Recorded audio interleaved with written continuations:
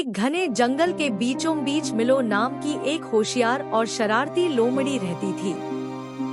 उसकी जिंदगी बिल्कुल साधारण थी, जब तक कि एक दिन उसे कबाड़ के ढेर से एक पुराना फटा हुआ कालीन नहीं मिल गया। उस कालीन के रंग फीके पड़ चुके थे और उसके किनारे उधड़े हुए थे, मगर उसमें कोई जादू छिपा था। जैसे ही मिलो ने उसे झाड़ा, कालीन हल्का सा हवा में उठा और फिर नीचे गिर गया। मिलो हैरान रह गई। उसने कालीन पर बैठकर उसे उड़ने का हुक्म दिया, लेकिन कालीन अपनी जगह से नहीं हिला। वह थककर उस पर लेट गई। अचानक कालीन अपने आप हवा में ऊपर उठने लगा। अरे, ये क्या हो रहा है? मिलो चिल्लाई, लेकिन कालीन अपनी मर्जी से उड़ता गया। वह पेड़ों से ऊंचा पूरे जंगल के ऊपर उड़ता रहा। ये कालीन भी मिलो की तरह शरारती था। कालीन उड़ता गया, यहाँ तक कि जमीन नजरों से गायब हो गई और चारों ओर सफेद मुलायम बादल छा गए।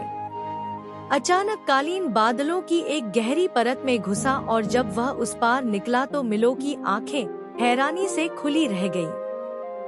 उसके सामने बादलों पर बसा हुआ एक खूबसूरत शहर था।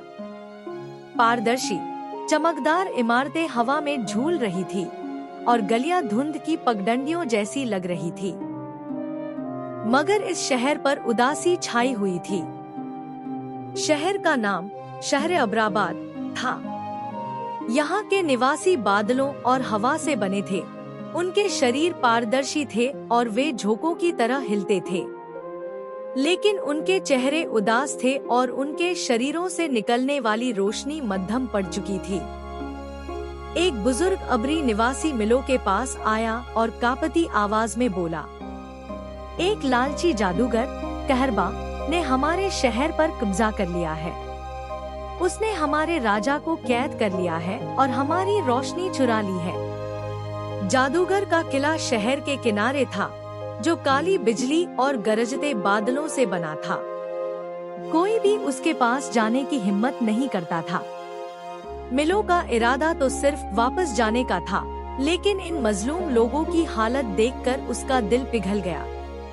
उसने उनकी मदद करने का फैसला किया। बुजुर्ग ने कहा, सिर्फ एक चीज हमारे शहर को बचा सकती है, रोशन सितारा। यह एक जादुई पत्थर था जिसे जादूगर ने अपने किले में छुपा कर रखा था। मिलो ने अपने शरारती उड़न कालीन की तरफ देखा। यही उसकी एकमात्र उम्मीद थी। उसने कालीन पर छलांग लगाई और किले की ओर रवाना हो गई। सफर बहुत कठिन था। तेज हवाएं उसे भटकाने लगी और कालीन कभी दाएं मुड़ता, कभी बाएं। मिलो का दिल कांपने लगा। आखिरकार वह जादूगर के किले तक पहुंच गई। किला बिजली से चमक रहा था, हर तरफ गर्जन हो रही थी। मिलो दबे पांव अंदर दाखिल हुई।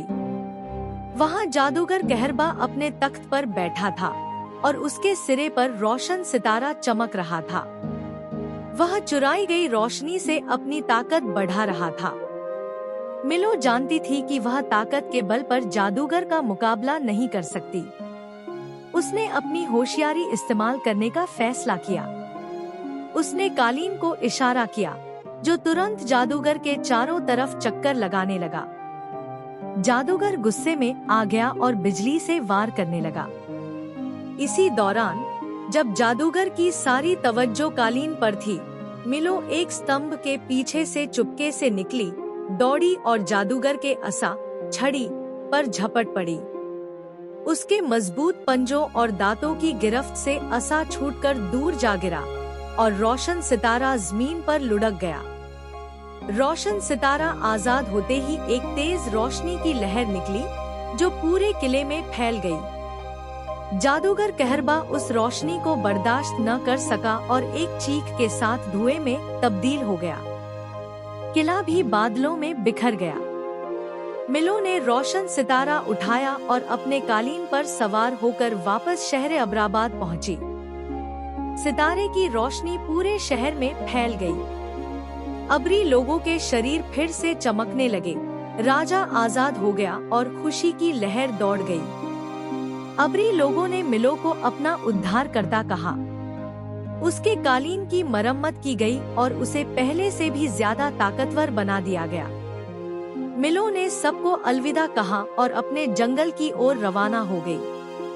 अब जब भी वह रात को आसमान की तरफ देखती, बादलों के बीच से रोशन सितारे की मध्यम रोशनी झिलमिलाती, जो उसे हमेशा उस जादुई साहसिक यात्रा की याद दिलाती थी।